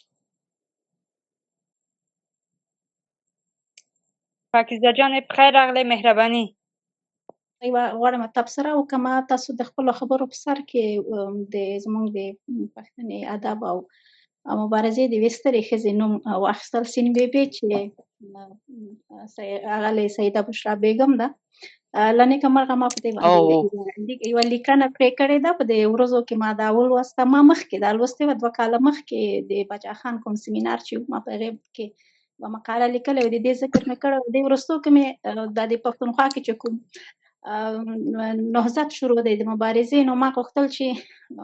دې برخه کې بیا د ښځو یادونه وکړم چې زموږ ښځې دا د نن ورځې نه دي، بلکې 70 80 کاله مخکې زموږ پښتنې ښځې وې چې مبارزه یې کوله، شعرونه یې لیکل او بالکل تاسو ویل چې دا ستاسو ایډیال، او ما د خپلې لیکنې په پای کې هم دا خبره لیکلې ده چې سیده د ډېرو پښتنو ښځو ایډیال او ښه ده چې زما هغه خبره دروغ نه شوه، او دا نن راته ثابته شوه چې رښتیا هغه سین بیبي زموږ ایډیال وه. او لکه ستا چې دا دغسې زما هم شوه، د ټولو پښتنو مېرمنو ایډیال به یې انشاءالله دا لیکنه چې خپره شي نو بیا به دوستان ډېره وپېژني چې دا څوک وه. زما انشاءالله او ښه مرغه ما ستاسو لنډې کیسې هم لوستې دي، او کله چې زه پوهنتون نه فارغېدم خپل مونوګراف کې ما ستاسو د لنډو کیسو ټولګه ولوستله. بده مرغه نوم مې په یاد نه دی، ډېره بښنه غواړم دې ته. او ما ستاسو یوه لنډه کیسه ډېره خوښه شوې وه، په هغې کې ما تبصره پرې کړې وه، هغې وخت کې مې لیکنه هم پرې کړې وه، خو ما اوس پیدا نه کړه. هغې کې تاسو یوه ډېره مهمه موضوع راخیستې وه، په هغې کې مو د یوې ښځې داسې ژوند تصویر مو وړاندې کړی و چې د هغې د خاوند بچیان نه کېږي، خو هغه پړه ټوله په هغې ښځې اچول کېږي، او بیا څنګه هغه سړی ځي بل واده کوي او په څه چالاکي باندې ماشوم پیدا کوي، وارث د هغه کور. یعنې ډېره ښایسته موضوع وه، او دا داسې یوه موضوع وه چې دا نن سبا هم زموږ ښځې سره لاس ګرېوان دي او ملامتیا هم ټول په دې باندې اچول کېږي. ستاسو لنډې کیسې، ستاسو د شعر تر څنګ ستاسو افسانې لنډې کیسې چې ما لوستې دي ډېرې ښکلې وې او ډېرې ښایسته مو لیکلې وې. زه یوه پوښتنه اوس په دې برخه کې لرم چې زموږ ټولې لیکوالانې چې دي، کیسه لیکوالانې یا ناول لیکوالانې، او څومره ناولونه کیسې چې ما لوستې، موږ دا ټولې د پښتنو ښځو په بدمرغیو باندې لیکو. زه دا پوښتنه کومه چې مثلا زموږ په قوم کې لکه سین بیبي داسې مېرمن هم وه، لکه الف جانه خټکه داسې ښځه هم وه، لکه ښایسته جهان، او همداسې زرګونه نورې پښتنې. د تېر تاریخ اوس او معاصر موږ ولې باید داسې لنډې کیسې یا داسې ناولونه ونه لیکو چې موږ دغه د پښتنې ښځې یو مثبت تصویر هم نړۍ ته وړاندې کړو. که چېرې موږ په دومره بدمرغیو کې مثبت تصویر وړاندې کړو، په دې برخه کې تاسې څه نظر لرئ چې یعنې موږ باید همیشه د پښتنو ښځو بدمرغي په شعرونو کیسو کې وړاندې کړو، که د هغوی وړاندې او افتخارات هم وړاندې شي. چې یو مثال سین بیبي ده، موږ کولی شو دا ښځه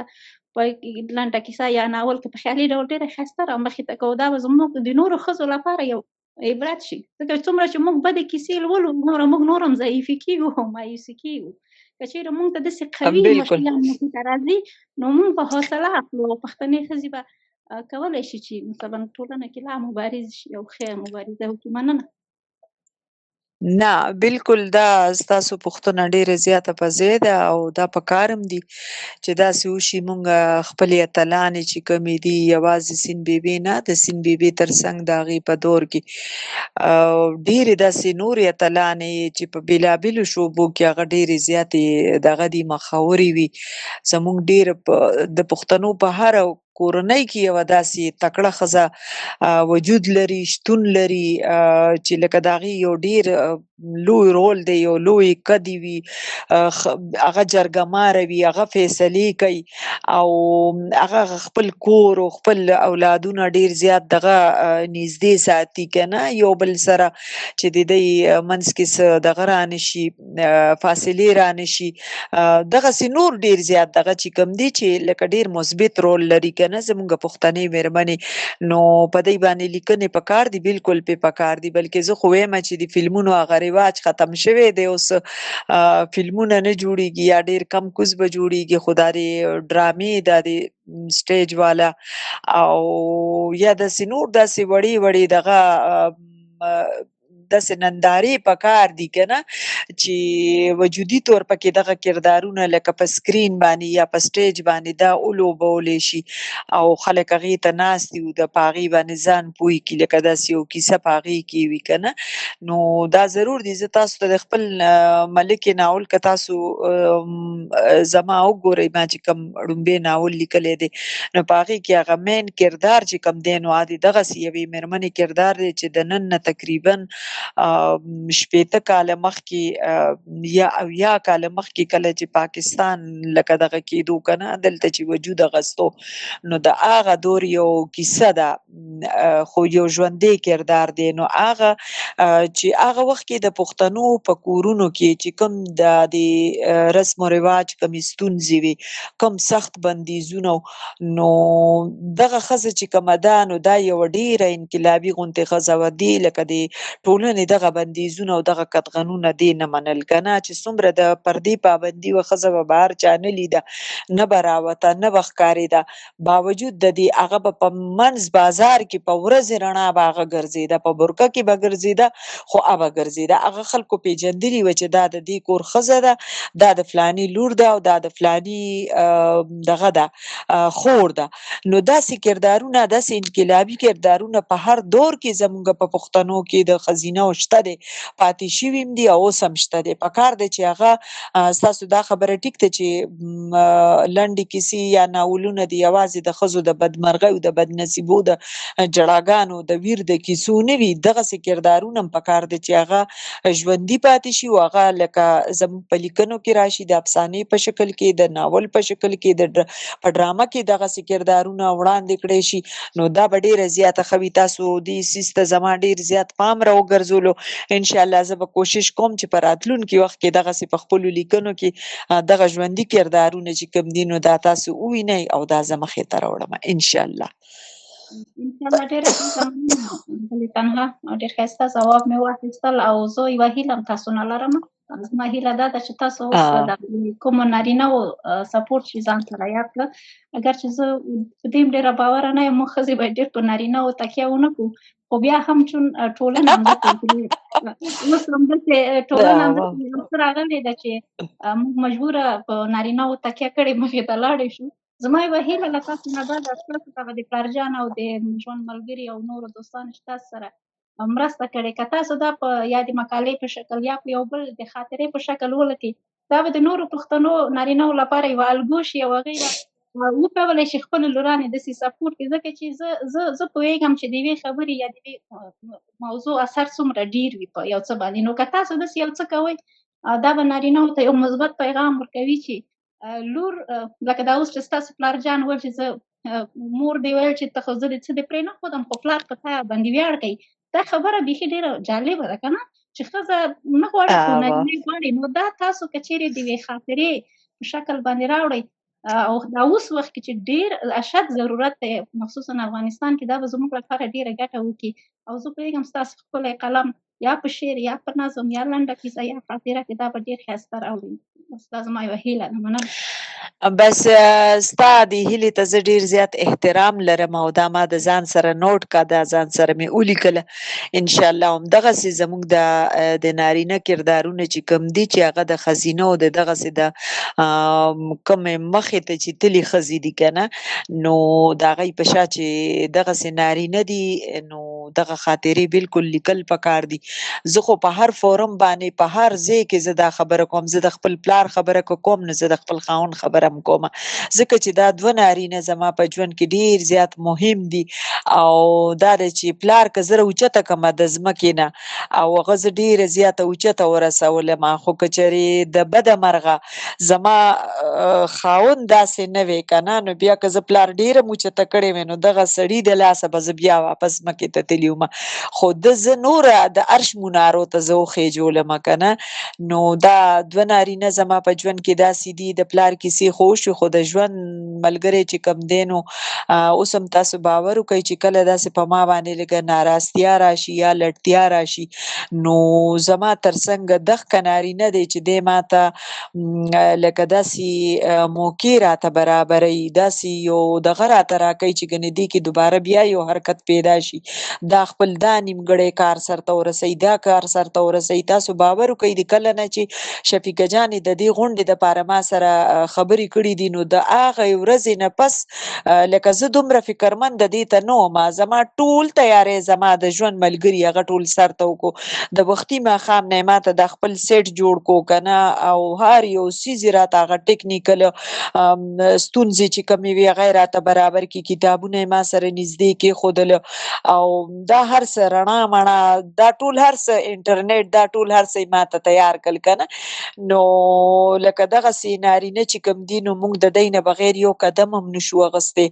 او دا هغه حرکتونه دي زمونږ په ژوند کې چې دا موږ په حرکت کې ساتي، دا موږ ته توانایي راکوي، دا موږ ته تکړه توب راکوي. نو بالکل دا په کار دي. زه خو پښتنو ته ویم چې تاسو خو ماته زما په کار باندې ډیر زیات ایوارډونه مراکو، ډیر جایزې مو مراکو، ډیر شاباستیانې مو مراکي. خو اوس زما پښتنو ته دا یو دغه چې پلار خو مې خیر دی وفات شوی دی، خو د خاوند ته یو ایوارډ جوړ کړي، دا به د ټولو پښتنو ښځو د طرفه یو ایوارډ وي چې دا به یو داسې نارینه ته ځي چې خپل یو رول دی په دې کې کنه، او دا به د نورو نارینه‌و دپاره یو مثال کیږي چې هر خاوند د ژوند ملګری داسې پکار دی د دغسې شاعرې سره، د دغسې ادیبې سره چې د هغې هغه سفر یا د هغې هغه چې کوم ستړی مزل کړی دی چې هغه په ځای ونه درېږي بلکې هغه دوامداره د ځان سره وساتي کنه. نو زه چې کله ودېدم نو زما ډېرې زیاتې خط شوي وو، ډېر لکه زه یېرېدم، ما وی چې بس لاړمه د پېښور هغه بازارونو ته هغه لارو کوڅو ته چې زما اخري د ریډیو پروګرام وکړو زه راتلمه، ما په شا شا کتل، په دې مې یو افسانه لیکلي ده په هغه ړومبي کتاب کې مې چاپ شوي ده چې ما وی بس دا بازار خو به زه بیا نه وینم، زه به څه ویم چې بیا چېرته راشم پېښور ته، ځکه چې زه پوهېدمه چې زمونږ ډېرې ښځې همدغسې دي چې بس هغه کله واده شي نو بس د هغې هغه ژوند چې کوم دی په ټپه باندې ودرېږي. نو ما په شا شا کتل، ما د ریډیو امارت پسې په شا کتل، او د پېښور په هرې لارې کوڅې پسې ما په شا کتل، او زه داسې جړغوني یو عجیبه غوندې کیفیت کې زه ومه. خو دا دی چې کله زه واده شوم او زه رالم او 2-3 میاشتې زما تېرې شوې نو په افغانستان کې دویم غالبا ړومبی ادبي کانفرنس عالمي دویمو هغه شروع کېدو، او ما ته اسد دانش مونږ لکه دغه وبللو، مونږ ته دعوتنامې راکړې. نو افغانستان لیدل خو زما یو خوب و، د یو لیونتوب تر حده زما یو خوب و. ما وی چې زه بس دا به اوس رښتیا کېږي. نو چې کله اسد دانش مونږ د کانفرنس ته وبللو نو ما د خاوند مخ ته داسې کتل مې ودرېږه چې دی به څه وی، ده ما ته وی چې دواړه به ځو انشاءالله، ته به هم ځې او زه به هم ځمه، په ما کې یو نوی ژوند لکه پیدا شو. او ستاسو د ټولو د مخه د حیا وي هغه ورځو کې زه د یو ډېر غم سره مخامخ شوم، زما خپل یو ماشوم وفات شوی و کنه، خو بیا هم لکه د هغه غم په هغه ځای پاتې شو. د دغه تګ دومره لویه خوشحالي وه زما په ژوند کې چې زما خاوند ما سره ملګری افغانستان ته لاړو، موږ دواړو په هغه نړیوال کانفرنس کې د پښتو شرکت وکړو کنه. نو ژوند د نوي سره په یو نوي سفر باندې روان شو، یو نوي مبارزه، یو نوی سفر جوړ شو. او شکر الحمدلله بیا هر کال زما یو کتاب راغلی دی. نو زما خاوند ما ته دا نه دی ویلي چې ته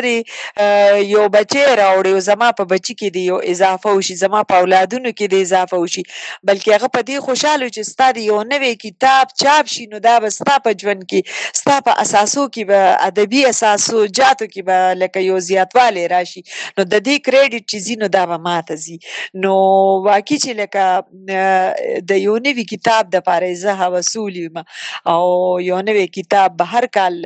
زما راتلو. خو دا دی چې هغه وخت کې حالات هم ډېر خو اسد دانش ګلدادا دلته کې و، که چېرې د هغه ګوري دا پروګرام اوري نو ګلدادا موږ ستا ډېر زیات منندویه یو، تا زموږ ډېر کتابونه چاپ کړي دي، تا موږ سره ډېرې زیاتې خوارۍ کړي دي، او تا د پښتو ژبې او د ادب دپاره او د ادیبانو د یو تړون دپاره تا ډېره لویه مبارزه کړې ده. نو دغه لیکنې به ما کولې او بس اسد ګلدادا چې کوم اسد دانش هغه به چاپ کولې. نو دا دی چې دغه خاطرې دا اوس تا سره ذکر وشو که نه، د پلار د بابا جان هغه د ژوند د خاطرو چې ما سره کومې شریکې دي د هغې ذکر هم وشو. مطلب او مقصد زما دا دی، زه دا نه ویم چې ګنې دا دوه ډېر ښه نارینه وو، دا د ډیر بهترین نارینه دی چې دی لکه د یوې ښځینه سفر د دوامداره ساتنې دپاره خپل ځانونه خاورې کړي دي. زما خاوند په خپل ځای ځان خاورې کو، ما ته په ډیرو لکه د کور یو ضرورت باندې به دی خپه کیدي، خو ما چې یو کتاب پکاري دی به ما ته کتاب راوړي، که داسې څه هم ما ته ضرورت وي نو هغه به دی خپل یو ضرورت دغه کوي، خو به دی زما پوره کوي. دغسې زما پلار و. نو دا لکه د مثال دپاره زه د پښتنو دپاره دا خبره کومه چې دا لکه زموږ په ژوند کې داسې نارینه چې وي نو بیا زما په خیال چې هر یوه شاعره ادیبه به حسینه ګل شي او هغه به انشاءالله خپل سفر مخکې جاري وساتي. زیاته مننه مېرمن حسینه ستاسو له خپلو خوږو خبرو نه. ځلا جانې په خیر راغلې، مهرباني. سلامونه، نیکې هیلې، احترامات. خدای دې وکړي چې مېرمن حسینه ګل به ډېره زیاته روغه جوړه وي او زه ډېره زیات خوشحاله یم چې اواز یې اورم او ډېره زیاته ډېره مننه. ډېره مننه. زما یو ډېرې زیاتې لنډې پوښتنې خیال کې وي، ما وی چې زه هغه له تاسو وکړم. ډېر پخوا یو مجله کې، الفت مجله کې ستاسو یو کره کتنه خپره شوې وه د افضل شوق، زما خیال دی که زه غلطه نه شم د ده په یو شعر باندې ستاسو کره کتنه وه. زما چې څومره لوستې وه یو له بهترینو کره کتنو وه چې ما لوستې وه او زما اوس خیال ته راځي. زمونږ بهیر چې دی د کره کتنو یو له ډېرو ښو مثالونه دی. که تاسو موږ ته په شعر باندې په کره کتنه کې کم خپلې تجربې موږ سره شریکول غواړئ هغه به څه وي؟ زه ډېر لنډو کې غواړم ستاسو نظر واورم. او دوهمه ډېره زیاته لنډه پوښتنه به زما دا وي، زه نه پوهېږم د څه کلونه وړاندې یو ناول ما ستاسو لوستی و چې زه یې هېڅ نه شم هېرولی. د وختونو په نوم ستاسو یو ناول و. وختونه نه وه. زه ډېر خوشبخته یم چې زه، یعنې موږ ټول خوشبخته یو چې پښتو کې دغسې یو ناول لرو. یو له بهترینو ناولونو و چې ما لوستی دی، د ښځو هغه انځور چې دی کوم چې رواني دی هغه تاسو ډېر ښه پکې انځور کړی و. زه ستاسو لنډ احساس د هغې ناول په اړه غواړم او دغه زما دوه لنډې پوښتنې دي او ډېر زیاته مننه چې په حوصلې زموږ پوښتنې ځوابوئ. قربان دې شم، ډېرې زیاتې زبردستې پوښتنې تا وکړې او زه ډېره زیاته خوشحاله یم چې په دې شو کې دا ډېرې قیمتي پوښتنې دي چې ته زما نه لرې که نه. نو یو خو دا دی چې افضل شوق دې الله پاک وبخښي، زموږ یو ډېر زیات ښه ملګری او موږ سره ډېر نږدې پاتې شوی او د هغه یو ډېر زیات خدمات دي که نه. هغه ډېر زیات ناولونه لیکلي دي، سفرنامې لیکلي دي. هغه شاعري چې کومه ده نو هغه د جدت او د نوښت یو دغه دی، یو بهترین مثال دی. نو بیا چې کله د هغه دا ټول آثار ما ولوستل نو زما یو فکر پیدا شو چې د دې یو مجموعي غوندې تاثر زه ولیکم. نو هغه تاثر خو په هغه وخت کې ډېر لنډ غوندې زما جوړېدو، ما یې داسې مختصر غوندې تاثر به لکه چې کوم جوړ شوی دی هغه به زه ولیکم. خو هغه ته باور وکړه د افضل شوق صاحب هغه مینه او محبت د هغه خپلو لیکنو سره، یا هغه چې په کوم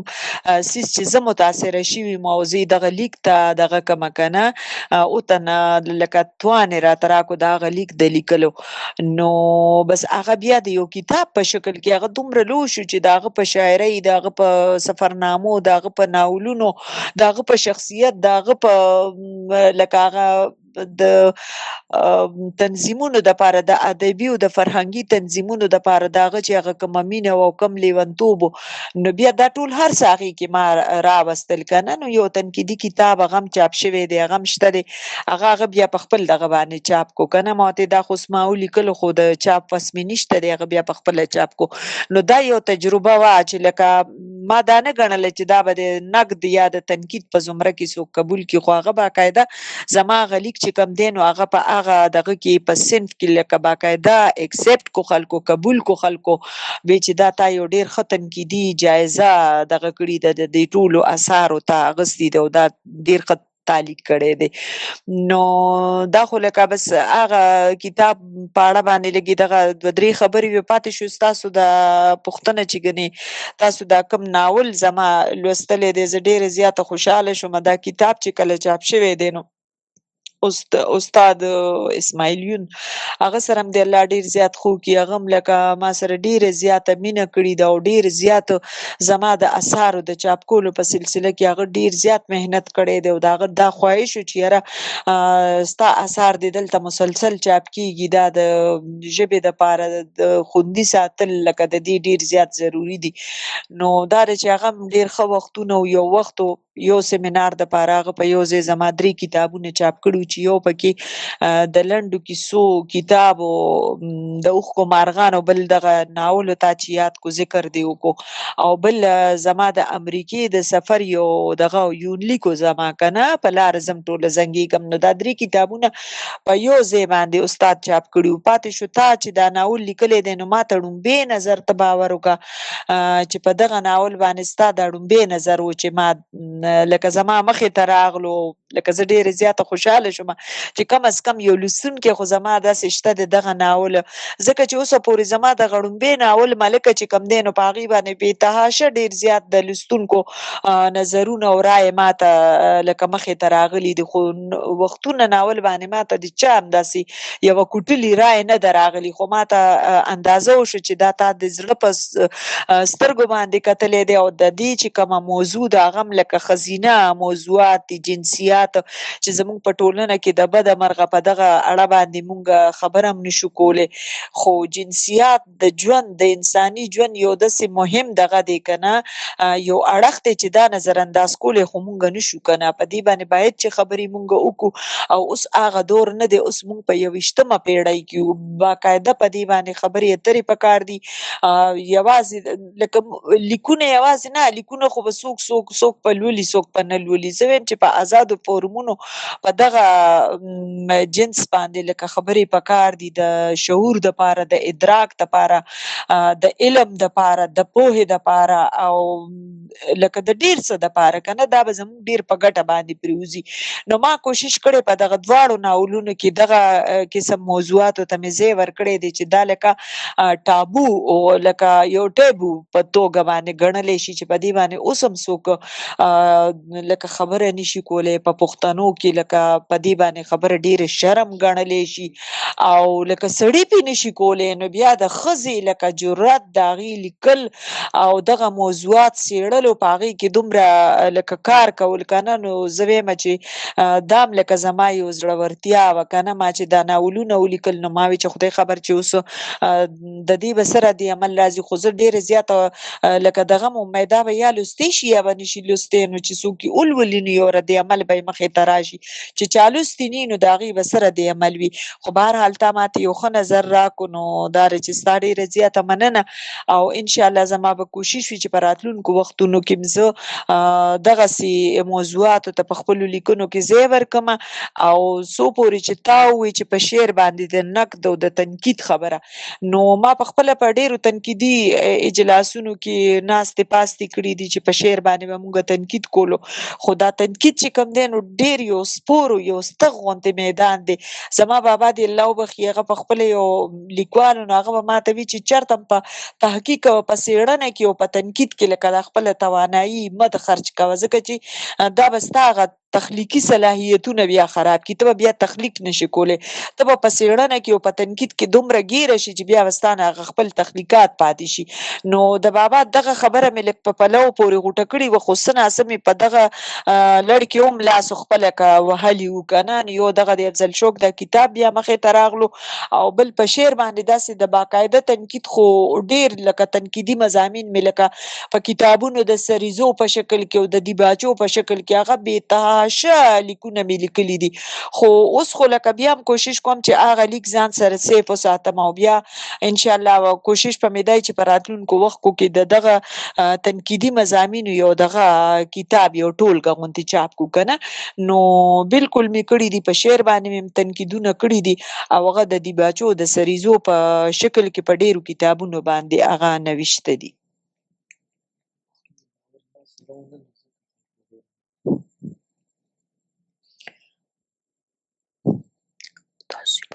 ډېره زیاته مننه اغلې تنها ستاسو له خپلو خبرو نه وروستی وار به ورکړو کامله جانې ته چې خپله پوښتنه وکړي کامله جان مهرباني ډیره زیاته مننه ولوله جانې ټولو ته سلام او ځانګړی سلام مېرمن تنها تاسو ته چې نن مو زموږ غونډه ښکلې او ډیره رنګینه کړې ده له ما سره ډېره یو دوی زیاته پوښتنې مننه له ما سره یو دوی پوښتنې ولې کله کله ډیره یوه وړه موضوع وي حتی پر یوه بیت هم راټولېدلی سي خو له چا ډیر شعرونه پرې ولیکل سي دغسې شاعري یو رقم مصنوعي شاعري ښکاري. که غواړو په دې وپوهېږو چې په وړو موضوعاتو کې راګیر سوي یو، څه به کوو چې له دغه جاله ځان خلاص کړو او یو نوي فکر ته مو پام سي. او یو آخري پوښتنه مې دا ده چې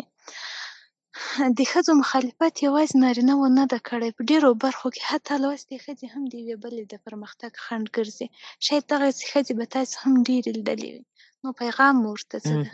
مننه. ډیره بدبختي ده، بدبختانه دغه رویې دلته کې شته، او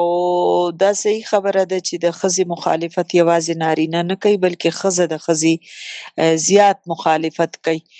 او دغسې رویو نه مونږ تېرېږو، تېر شوي یو. نه ډېرې داسې ادیبانې شاعرانې دي چې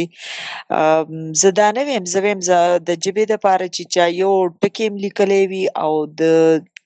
2 ورځو نه یې لیکلی وي، 2 ورځې مخکې هغې شروع کړي وي، نو هغه هم زما ډېره زیاته محترمه ده. زه په دې باندې نه یمه چې چا څومره کار کړی دی، څومره وخت یې کار کړی دی، خو متاسفانه لکه اوس پرونی 2-3 کالو دغه به ني سفر به یې نه وي، او هغه به د 13 د 40 کالو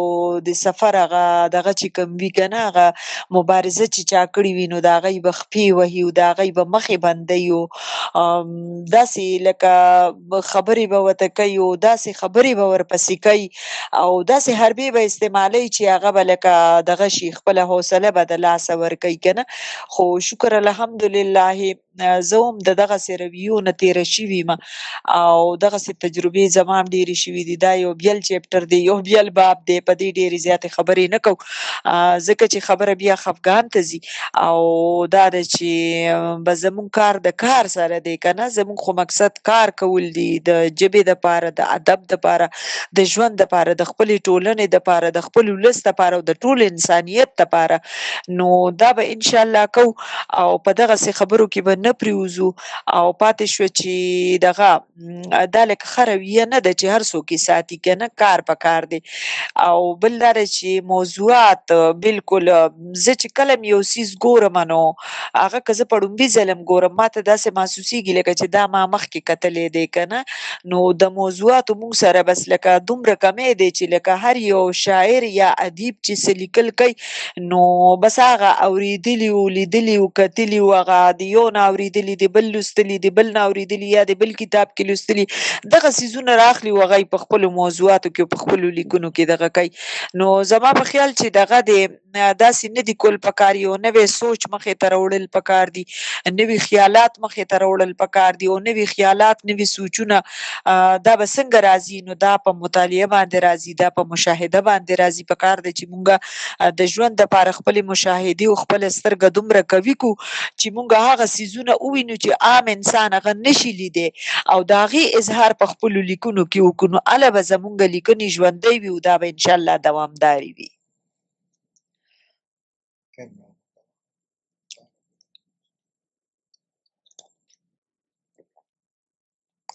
ډېره زیاته مننه اغلې تنها. کامله جان له تا مې هم مننه. اغلې تنها د غونډې په دې برخه کې به له تاسو نه شعر که آماده وي او که غزل وي وایورو، دا به ښه وي. او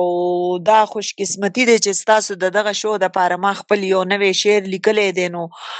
دا ستاسو ټولو ته د ډالۍ وي، او ستاسو بهیر ته دا بالخصوص دا ځانګړی وي که نه. نو نظم دی چې ما چې الوت غوښتلو د اسمانونو په لور، ما چې الوت غوښتلو د اسمانونو په لور، زما وزرې او سانګونه ښه بلا تکړه وو. ما چې الوت غوښتلو د اسمانونو په لور، زما وزرې او سانګونه ښه بلا تکړه وو. د هر طوفان سره مې ښه مقابله کوی شوه، په پورته پورته تلی شوم، دغه دنیا ته مې د خپلې دنیا خیال وړلی شو. د خپل وطن د سردرو کیسې مې هم په زړه وې، خپلې همزولې راته هم یادې وې، ما به د هر یوې ذکر کوو، او کله چې بیرته راتلم ما به د ځان سره د ستورو د سپوږمۍ په شان خیالونه راوړل. د نوو زرزرینو ټکو یو خیالولی لغت، یو نازولی کتاب، داسې کتاب چې د جنت طاووس په خپلو زرزرینو بڼو نوشته کړی وي زما دپاره ما به ترې تاله مدام د نوي فکر غزلونه ویل ما چې الوت غوښتلو د اسمانونو په لور ما ویل زه به د سپوږمۍ د ستورو سیل وکړمه ما ویل زه به خپل هنر د یو اسمان په شنه تخته ولیکم ما ویل ماته به د ستورو محفلونه جوړ شي سپوږمۍ به لویه سینه ماته پرانستلې اوسي لکه سکه ډکه د ګلابونو ټنګ ټکور به جوړ شي د مستو مستو ښاپیریو نڅېدل به وینم د سندریزو ابشارونو نندارې به کوم دغه ټول هر څه به زما د هرکلي په ویاړ وي د یوې نوې دنیا سیل په هر اسمان الوتل د ښاپیرو د ملایکو ملاقات ته مې تګ هم غوښتلو د دې سفر مې تیاری پوره و ما چې الوت غوښتلو د اسمانونو په لور ما ویل زه چې ښاپیرۍ وینمه ورته به عکس د ملالې د نازو انا وروښایمه د دوی د ننګ کیسې به وکړم ورته ملایکې او ښاپیرۍ به شي حیرانې ورته خو زر مې پام شو چې یو عکس د وطن د اوسنو حالاتو هم ولرم بس نو بیخي مې زړه راډک شو تر لیمو مې راغلو د دغه سیل د تصور نه ښکته ولوېدمه زما د فکر ټول څانګونه مات شو د خپلې برخې په یو داسې لوی کتار کې ومه دلته د نوې دنیا سیل داسې و وزرې ماتې زه بې ساه وجود بې دمه وطن وران او جانان مړ مې لیدو په ما پسې وې دروازې مې د مکتب تړلې چا مې په سپین وجود تیره توره چاړه ایښې وه په ما پسې وې دروازې مې د مکتب تړلې چا مې په سپین وجود تیره توره چاړه ایښې وه لاس کې مې ستوري نه وو لمن مې تشه راوړه ما چې الوت غوښتلو د اسمانونو په لور خو ځه پروا نه لري وطن چې جوړ شي بیا به سیل د اسمانونو وکړم هیلې دې نه مري رانه ډېره زیاته مننه ډیره زیاته مننه اغلې تنها چې زموږ نننۍ غونډه کې زموږ بلنه مو منله او زموږ دا نننۍ غونډه مو لا ښکلې او ښایسته او ګلورینه کړله په خپلې ښکلو خبرو په خپلو خوږو خبرو په خپلو خوږو لارښوونو ډیره زیاته مننه کور مو ودان خوشحاله اوسئ زموږ ته مو خپل ډېره قیمتي زیاته وخت موږ ته مننه